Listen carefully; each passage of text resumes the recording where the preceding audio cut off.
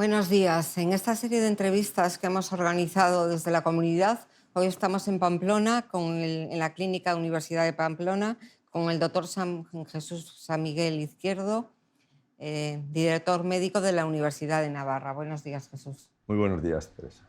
Bueno, vamos a empezar ya empezando por el principio.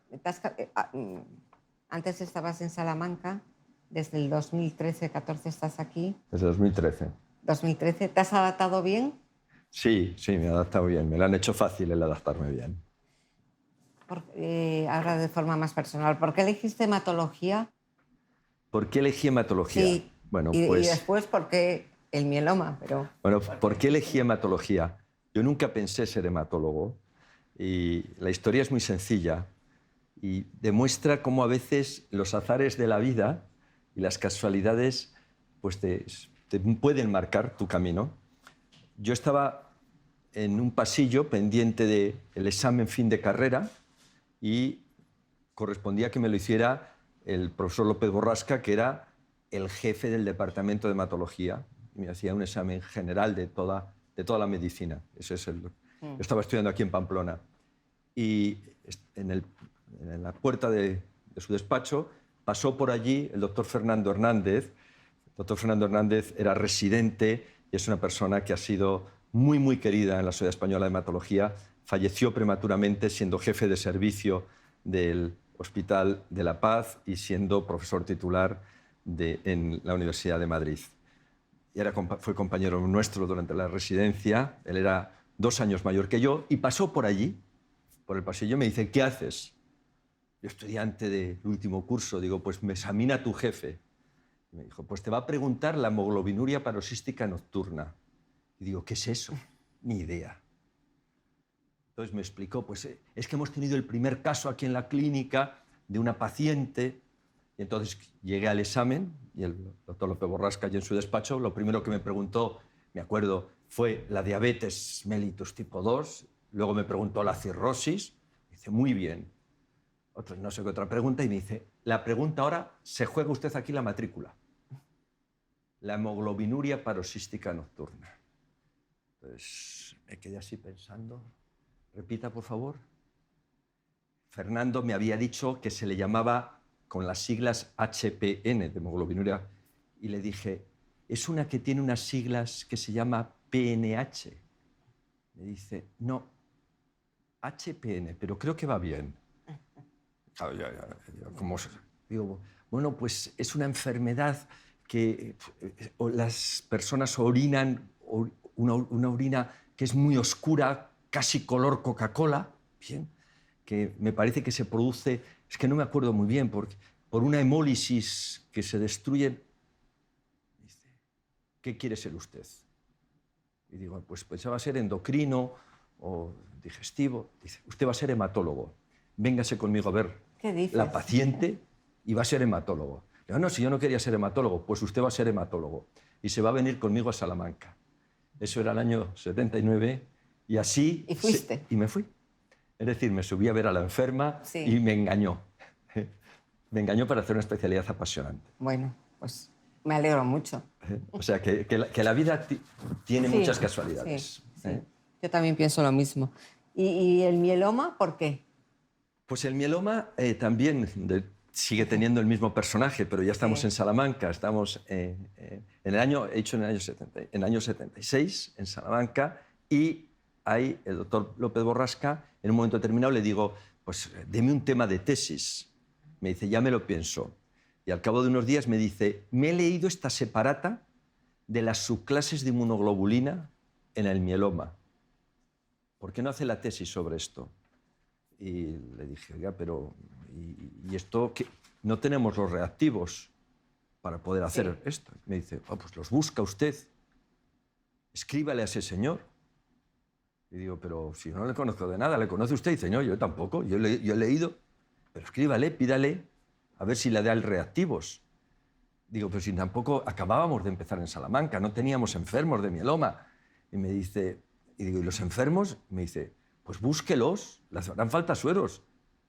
Pues yo conozco a muchos hematólogos de España, entonces yo tenía un 127 y con el 127 empecé a recorrer, salía los fines de semana, los viernes, Salamanca, Valladolid, Santander, Pamplona, Zaragoza, Madrid, iba pasando por hospitales que antes habíamos llamado, donde me iban guardando los sueros, y a este señor, el doctor Snoijin, pues le convencimos, y con una comercial que podía importar reactivos, y así empezamos. Vamos, impresionante. Son las historias que este hombre nos hacía creer. Tienes mucho que contar, Jesús. O sea, son historietas. No, bueno, pero que está muy bien. Pero sí. Es una historia bonita.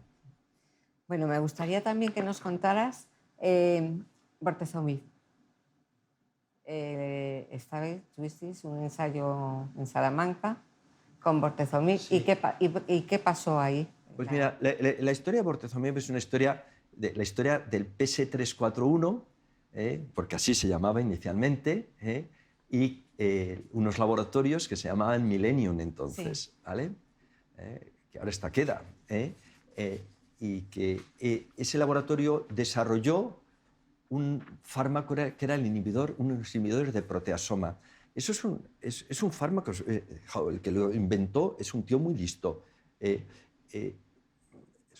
Fueron premios Nobel, 3 premios sí. Nobel, uno de ellos israelí, Chechenov. Entonces, el proteasoma, para que todos lo entiendan, es como si fuera el basurero que tienen las células para meter las proteínas que están mal plegadas, anormales, sí. y tirarlas fuera. Es un basurero. A él se le ocurrió, dice, claro, si el mieloma produce muchas proteínas,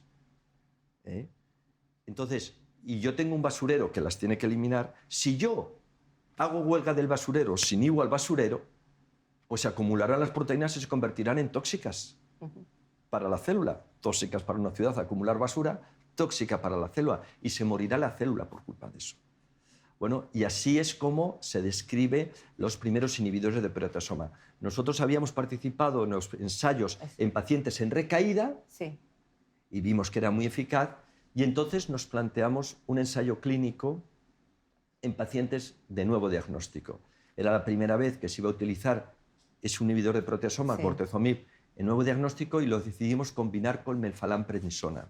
Este fue un estudio piloto y llevado también de la mano de unos experimentos en el laboratorio que vimos que funcionaban, que eran sinérgicos, y entonces Janssen ya aparece en el panorama, porque llega a un acuerdo con Millennium para el desarrollo en Europa, y es muy bonito porque en paralelo al estudio piloto español, ellos ya empiezan a diseñar un estudio fase 3 para probar el fármaco.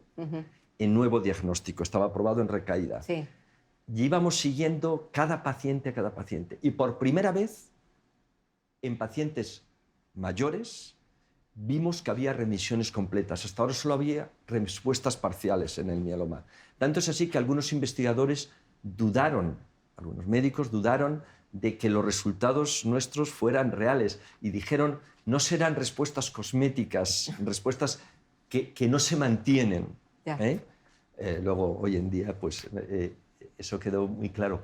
Y el ensayo piloto con 60 pacientes en España llevó al gran ensayo sí. con 300 pacientes, 150 instituciones y la aprobación de esa mezcla. Bueno, yo te lo he preguntado porque creo, a mí me lo ha contado también Mariby Mateos, y creo que fue muy emocionante cuando visteis que que estaba funcionando como nada había funcionado hasta entonces, ¿no? Hasta ese momento, sí. Entonces, un poco a partir de ahí, a lo mejor es como despega un poco, ¿no?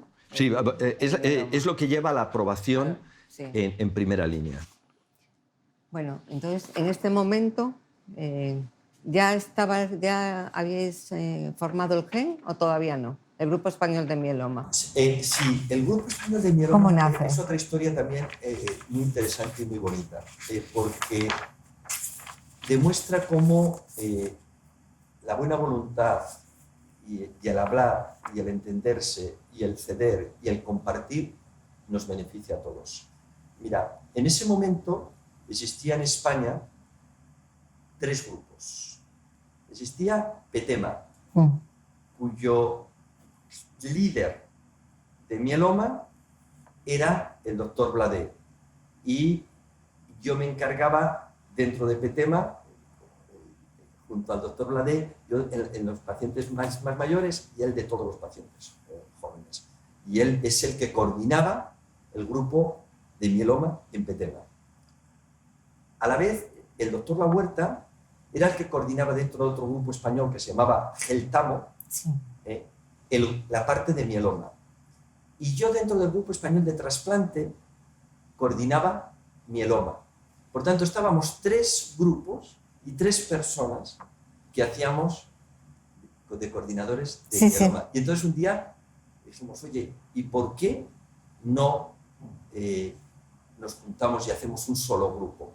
Ahora, ¿quién perdía el protagonismo? ¿Y quién era? Entonces decidimos llamarlo Intergrupo, así lo creamos, Intergrupo Español de Mieloma. Y después pensamos que Intergrupo, y al final dijimos, ¿y por qué no ya hacer pasa? Pero empezamos por Intergrupo de Mieloma, y después creamos el Grupo Español de Mieloma. Y entonces decidimos que los 3 formábamos la junta directiva, sí, y que haríamos por turno rotatorio quién hacía de coordinador primero. Primero me tocó a mí de coordinador, sí, después del doctor Bladé, después del doctor La Huerta, y así empezó. Y luego creamos ya la mesa del GEM, donde sí, entraron pues, otros hematólogos con una dedicación preferencial hacia el mieloma. Y ha llegado hasta lo que ha llegado hoy.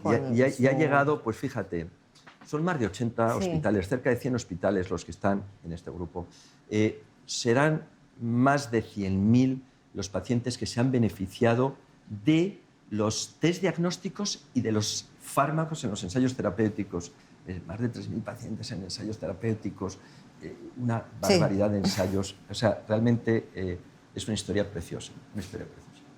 Lo que has vivido en el mieloma y hasta el momento actual, tú eres una parte muy protagonista de esta historia. Yo soy muy viejo. Bueno, supongo que tendrás también una gran satisfacción por haber contribuido, sobre todo, yo creo, a que los pacientes de mieloma ahora vivan más, tengan remisiones completas más profundas y duraderas. Yo creo que os lo estoy preguntando sí, a todos, pero me imagino que... Sí, es decir, claro, cuando yo empecé con el mieloma solo teníamos melfalana y prednisona. Sí. Y recuerdo con el doctor Bladé muchas veces que hicimos un ensayo clínico en el cual decíamos poliquimioterapia, dosis estándar frente a altas dosis. Y lo único que hacíamos es aumentar un poquito la dosis de ciclofosfamida. Bueno, pero no teníamos otra cosa. Y sí teníamos mucha ilusión, hicimos muy buen registro, entonces, y fueron las bases. Cuando se descubre la eficacia de bortezomib, la talidomida. La talidomida es clave en la historia del mieloma, porque es el campo de los inmunomoduladores. Y después de talidomida viene lenalidomida y después pomalidomida y ahora los nuevos CELMoD. Igual que bortezomib, porque después viene carfilzomib, después isazomib. Una historia pendiente de encontrar un anticuerpo monoclonal y surgen los anticuerpos monoclonales, daratumumab, isatuximab, elotuzumab.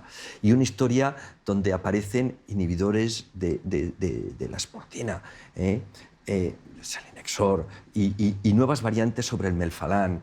Y bueno, ya el sueño con los anticuerpos, porque se descubre una diana nueva, ves que es BCMA, y entonces anticuerpos conjugados, anticuerpos biespecíficos, CAR-Ts. O sea, llevamos más de 34 pacientes en nuestro centro tratados con CAR-Ts halogénicos, CAR-Ts autologos. Es realmente apasionante. Mira, el otro día me decía un paciente, doctor, pero yo soy optimista, ¿no? Sí, por naturaleza. Fíjate, para dedicarme al mieloma en aquellas épocas, pero me decía, doctor, pero si hay recaída y solamente la mediana es de un año, y yo le decía, pero es que en un año yo he visto cambios radicales. Entonces es una ventana que se le abre a usted para poder tener un año de esperanza a todo lo que está avanzando. Sí. Por tanto, una historia preciosa. Me gustaría también comentar contigo, porque hay gente que no lo sabe, o sea, me asombra que no lo sepan, pero a pesar de todo el tiempo que le dedicas y has dedicado a la investigación, los viajes, esos viajes no solo a los congresos, sino bueno, todos los viajes que has hecho y todo lo que te mueves un montón, ¿no? Nunca has dejado la práctica clínica. No. Siempre has atendido a los pacientes. No. Hay gente que no lo sabe y a mí me gustaría que nos explicaras por qué. O sea, a mí me parece fantástico, ¿no? Pero ¿por qué? No, vamos a ver, es decir, yo si no viera pacientes me hundiría. Es decir, el paciente es la pollata de mi investigación y creo que de la de muchos de nosotros. Es ante el paciente que no responde al tratamiento, ante el que surge la pregunta ¿y por qué no ha respondido? Es ese paciente que tú ves que tenía un mieloma aquiescente y que se va transformando y dices ¿y por qué esperar? Es ese paciente en el cual resulta que le queda un poquito de enfermedad residual y dices ¿y si la erradicara? ¿Y si hiciera alguna cosa diferente? El paciente es el que te hace la pregunta, el que te hace el reto. ¿Por qué un paciente con la misma alteración genética va bien y otro no va tan bien? Es que tendrá alguna alteración más, entonces tendré que hacer un estudio de secuenciación. Es decir, el laboratorio es el sitio donde vamos a mirar aquello que no hemos sabido comprender delante del paciente. Pero sin el paciente las preguntas serían probablemente preguntas con mucha menos calado, con mucha menos trascendencia.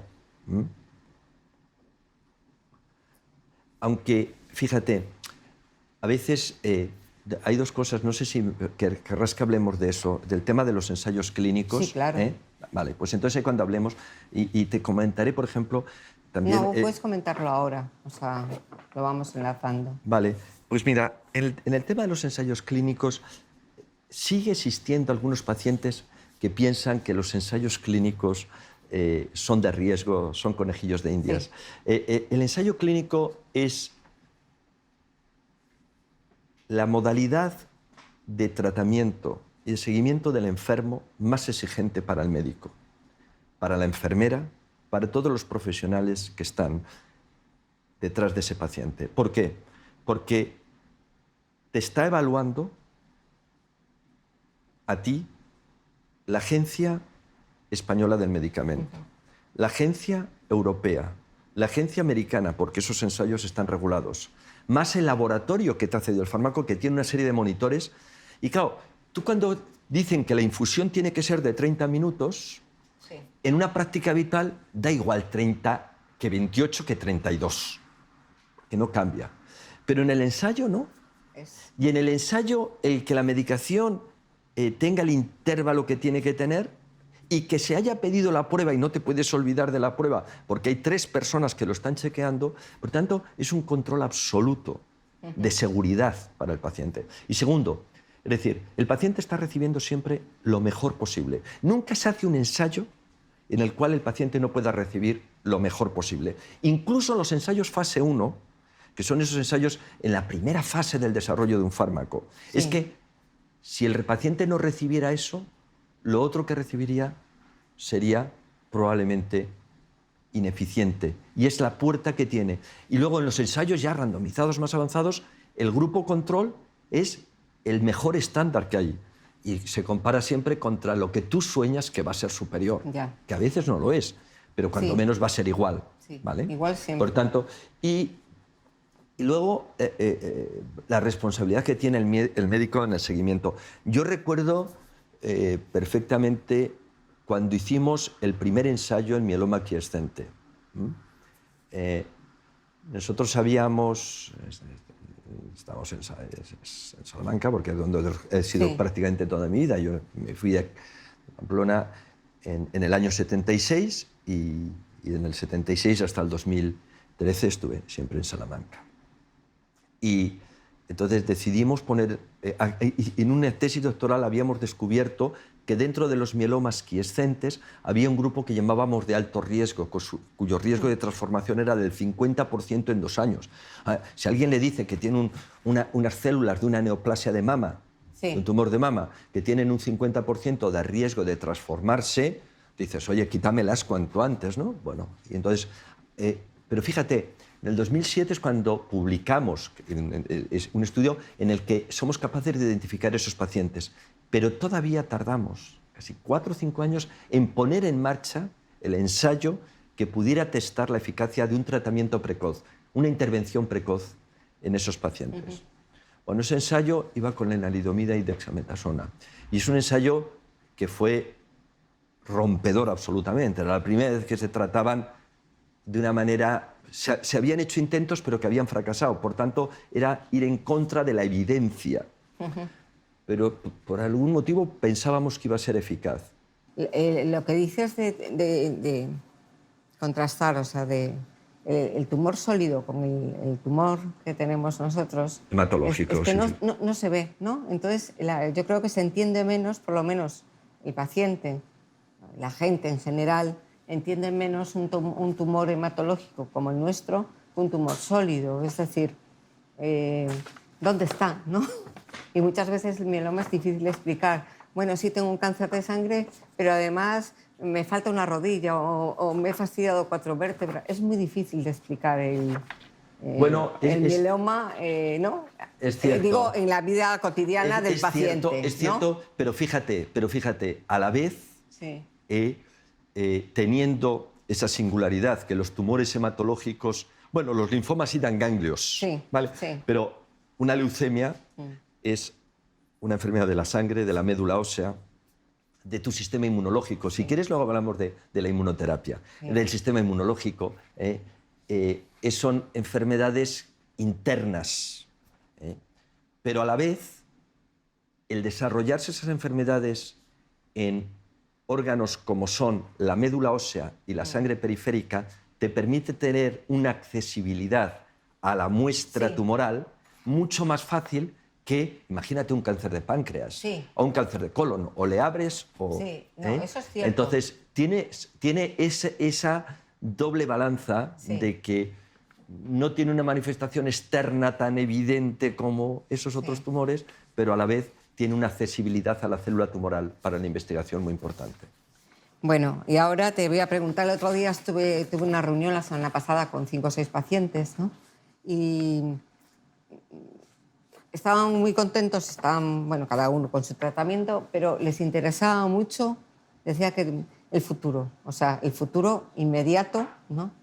Porque el futuro más lejano, pues bueno, esperemos que algún día llegue la cura, ¿no? Pero por ahora estamos caminando. Entonces, lo voy a leer porque es muy largo. Te voy a preguntar.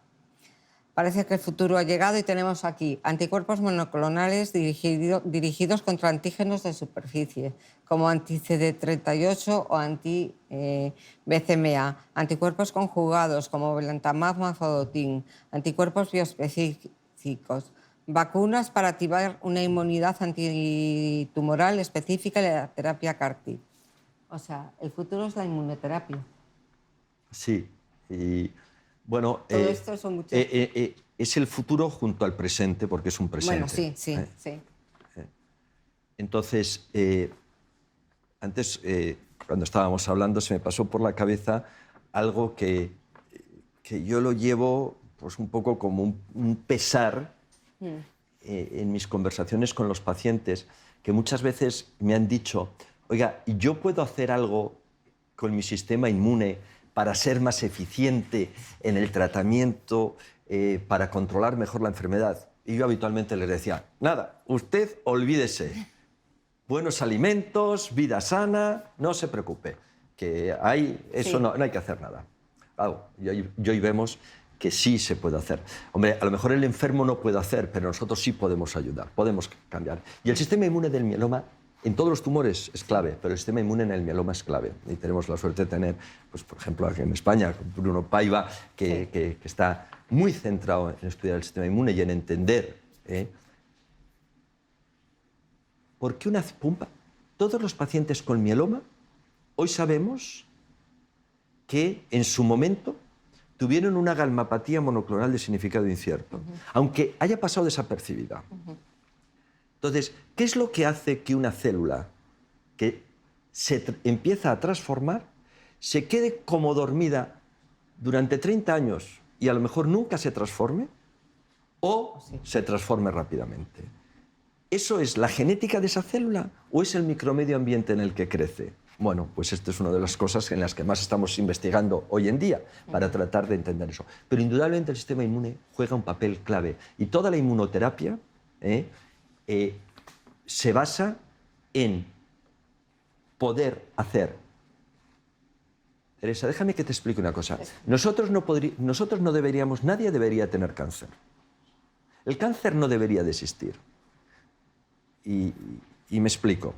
Cuando una célula normal se transforma en una célula cancerosa, esa célula, en su proceso de destrucción, porque las células nacen, crecen, mueren, las células cancerosas también, libera una serie de proteínas, de antígenos, de sustancias. Esas sustancias son inmediatamente captadas por el sistema monocito-macrófago, que se las muestra a nuestros linfocitos. Los linfocitos son nuestras grandes defensas, a los linfocitos citotóxicos, a las células natural killer. Esos linfocitos dicen, oye, este antígeno, esto que acabo de ver, nunca lo había visto. Esto es algo que no es mío. Yo esto lo tengo que destruir, porque para eso tenemos este sistema inmune. Y inmediatamente empiezan a circular, a buscar dónde están esas células, y son los linfocitos infiltrantes de tumor que se meten y llegan y descubren la célula tumoral y la destruyen. Sí. Por tanto, no debería de existir el cáncer. Entonces, ¿por qué existe? Pues existe porque en este proceso puede haber varios fallos. Que la presentación de esas moléculas, de esos antígenos, de esas estructuras de la célula tumoral no se haga bien, porque el linfocito no la reconozca bien, porque el linfocito no trafique bien, no circule bien, porque cuando llega a la célula tumoral presenta una serie de escudos que no le deje ser atacado. Por tanto, todo el sistema, toda la inmunoterapia, ¿a qué viene? A corregir esos posibles defectos y hacer que nuestro sistema pueda funcionar bien. O sea, los anticuerpos biespecíficos no son ni más ni menos que una estructura en la cual tú tienes un anticuerpo que coge a la célula tumoral, coge al linfocito y los acerca. ¿Qué hacen los inmunomoduladores? Estimular nuestro sistema inmune. ¿Qué hacen los CAR-Ts? Pues es sacarte linfocitos o linfocitos halogénicos, transformarlos para hacerlos más activos contra el cáncer. Todo ese mundo es un mundo que tiene que pasar rápidamente a la primera línea de combate. Sí. Yo siempre insisto que el tratamiento bueno hay que recibirlo lo antes posible. Te iba a preguntar por eso también, sí. Nunca...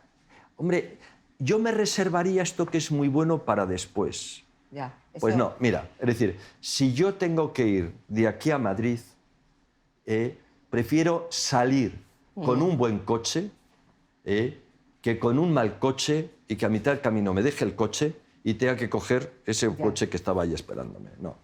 Lo bueno cuanto antes y de entrada. Eso sería lo mejor. Hay que luchar ahí es donde tenemos que sea, ¿no? Además, eso es lo más barato. Ya. Si queremos hacer un sistema realmente que sea coste eficaz, lo que hay que conseguir es que los enfermos se curen. Nada más barato que eso. Yo estoy totalmente de acuerdo contigo. O sea, y me encantaría que...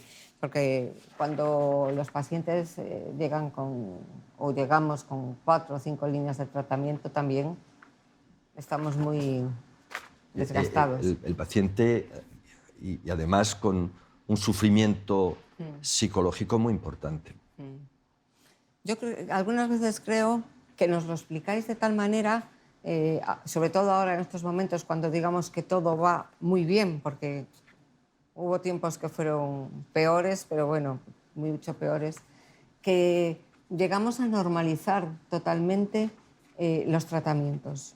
Me refiero a que tú hablas con una persona y le dices, pues tengo un trasplante de médula, ¿no? Y te echan la mano a la cabeza y tienes que explicarle, no, pero si no es tan complicado, o sea, porque hay gente que piensa que te operan y todo esto, ¿no?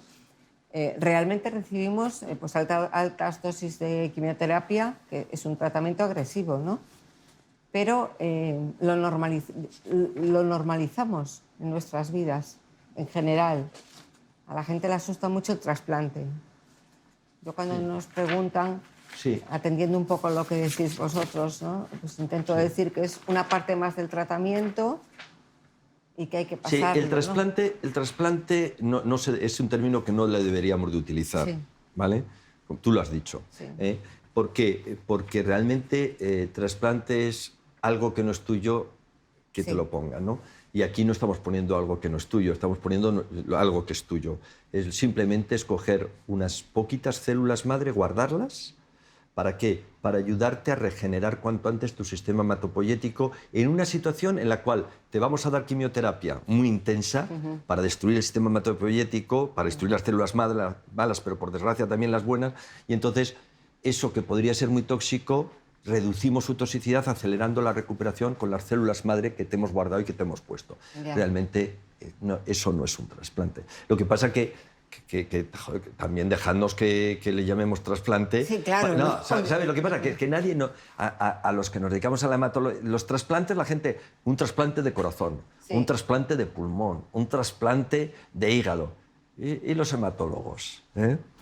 Ojo, que el trasplante halogénico tiene una complejidad mucho mayor, no en el procedimiento, pero sí en el manejo posterior que cualquier otro trasplante.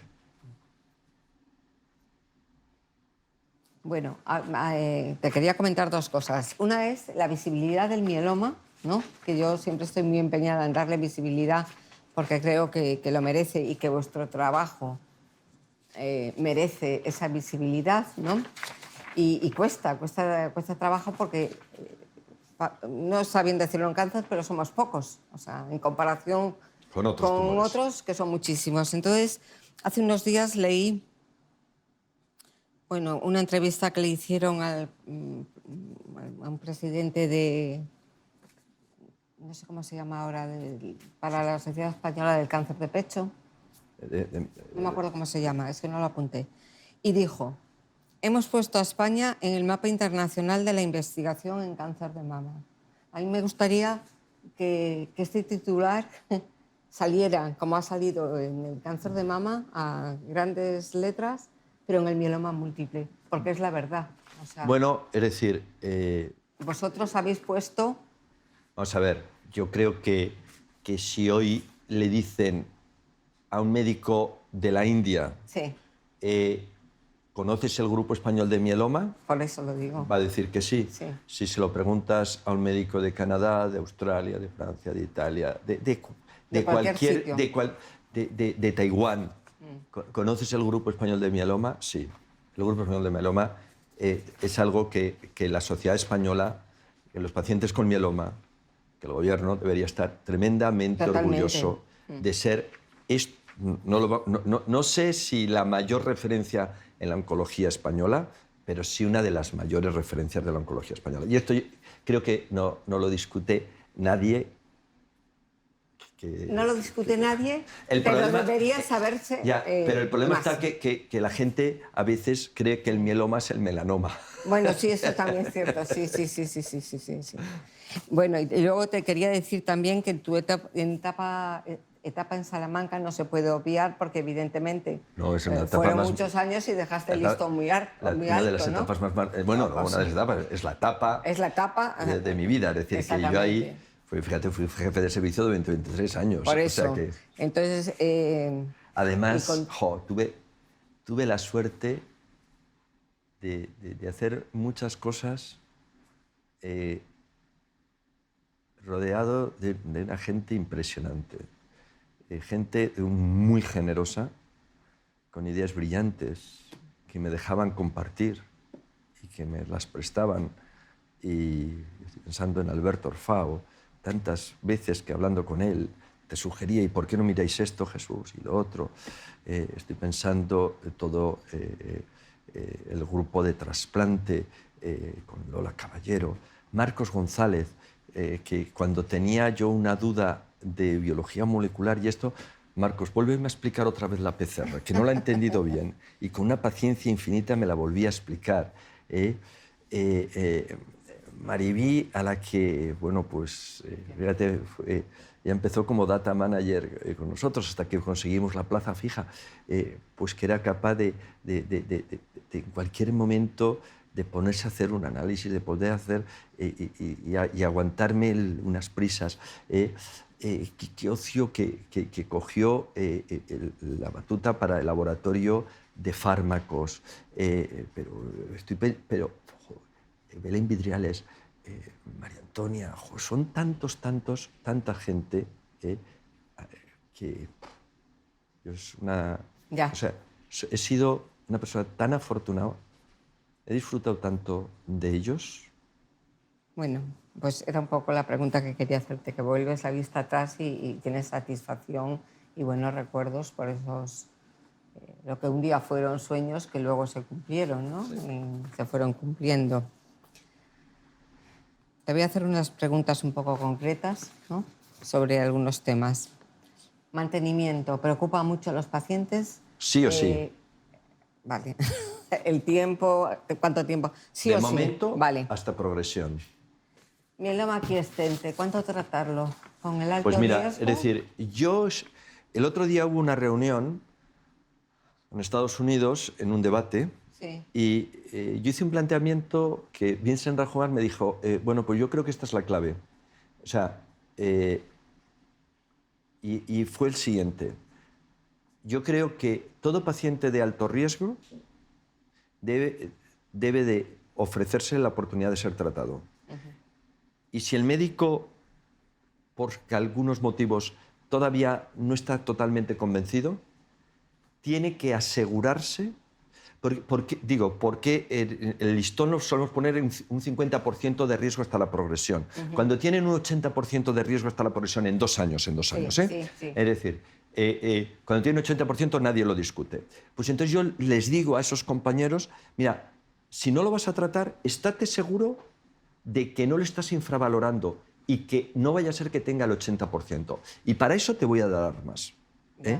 Y es que le hagas una resonancia para ver si tiene una lesión focal, que veas que también si tiene proteinuria, si tiene alteraciones citogenéticas, que aparte de las 2 o 3 clasificaciones basadas en parámetros muy sencillos, veas si tiene otros parámetros, porque esos suman A lo que ya tiene. y eso podría convertirte en un 80%. O sea que el decidir no tratarle, tienes que estar muy seguro Vale. de esa decisión. Vale. El mieloma múltiple de alto riesgo, que sé que te preocupa bastante. Esta es mi obsesión en este momento. Por eso. De hecho, Por eso, estoy... como lo he visto, digo, se lo tengo que preguntar. Mira, un mieloma de un estadio 3 revisado, Sí. es decir, con citogenética adversa, su riesgo de recaída en los 2 primeros años es alto y, por tanto, tras un tratamiento optimizado, hay que hacer algo por estos enfermos. Y hay que traer en esos enfermos muy pronto las nuevas terapias. Y en este momento estamos trabajando dentro del Grupo Español en un diseño de un estudio piloto para abordar esto. O sea, un ensayo para pacientes primera de alto línea, riesgo. para Primera línea. nuevo de alto riesgo, diagnóstico, nuevo ¿no? diagnóstico. Vale. Sí. Mi obsesión en el paciente de alto riesgo Sí. es que hay que hacer todo Sí. para que no queden las células de alto riesgo. Ya. Para que no quede ninguna célula mala. Porque si dejas una célula mala, Sí. va a ir mal. No te voy a preguntar por la enfermedad mínima residual porque lo voy a hablar con Bruno. Pero bueno, si no Esa también... es la guía. Sí, ya lo sé. Ojo. Sí. La gente lo confunde. Sí. ¿Es el objetivo obtener enfermedad residual negativa? Sí. Todo el mundo se obsesiona con eso. Sí. La respuesta es no. El objetivo es erradicar la enfermedad residual positiva. Pero si es lo mismo, Jesús, no es lo Bueno, mismo. sí, A ver, entiendo. una enfermedad residual negativa puede ser un falso negativo. Sí. Por eso yo no tomo decisiones terapéuticas sobre la enfermedad residual negativa. Porque tú puedes tener la negativa porque resulta que has caído en una parte de la médula y hay un foquito al lado que tú no lo has podido aspirar, porque como la médula es parcheada, Sí. entonces una negativa puede ser un falso negativo, pero una positiva te indica que sigue habiendo enfermedad. Y a por esas células es a las que quiero ir. Ya. Por tanto, las decisiones terapéuticas las tomamos nosotros en función de la enfermedad residual positiva. Vale. Por eso no paramos el mantenimiento en un paciente de enfermedad residual negativa. Bueno, te iba a preguntar algo y se me ha ido. Bueno, esta la voy a leer porque si no...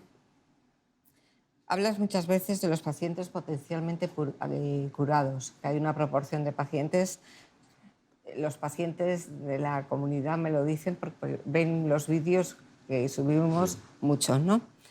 Pero si un día pudieras decirle a un paciente de mieloma al acabar su tratamiento, paciente de nuevo diagnóstico, con su tratamiento, el que sea, ¿no?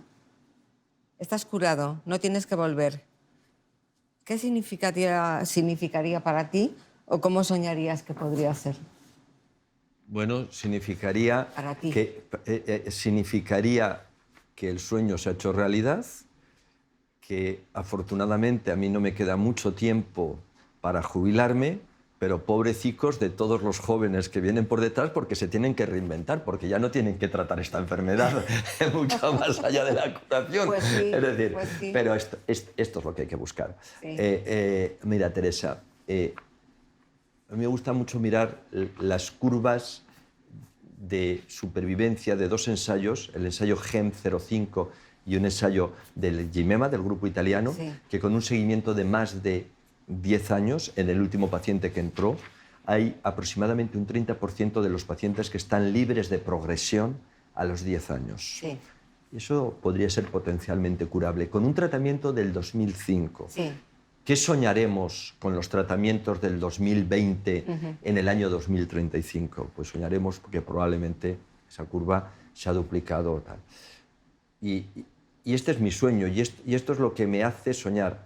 Lo que me quita el sueño es que sigue habiendo muchos pacientes con un pronóstico infausto. Sí. Que sigue habiendo muchos pacientes que recaen precozmente, que tienen una respuesta subóptima, para los que no tenemos todavía una buena solución y son pacientes en los que tiene que ser, por eso es este ensayo, por eso son nuestras iniciativas de tratamientos precoces, y tiene que ser en este momento uno de nuestros retos, porque hay muchas familias, hay muchas personas que cuando nos oyen hablar o me pueden oír hablar bueno, que del sueño de la curación y sonreír, dicen, pues yo no sonrío.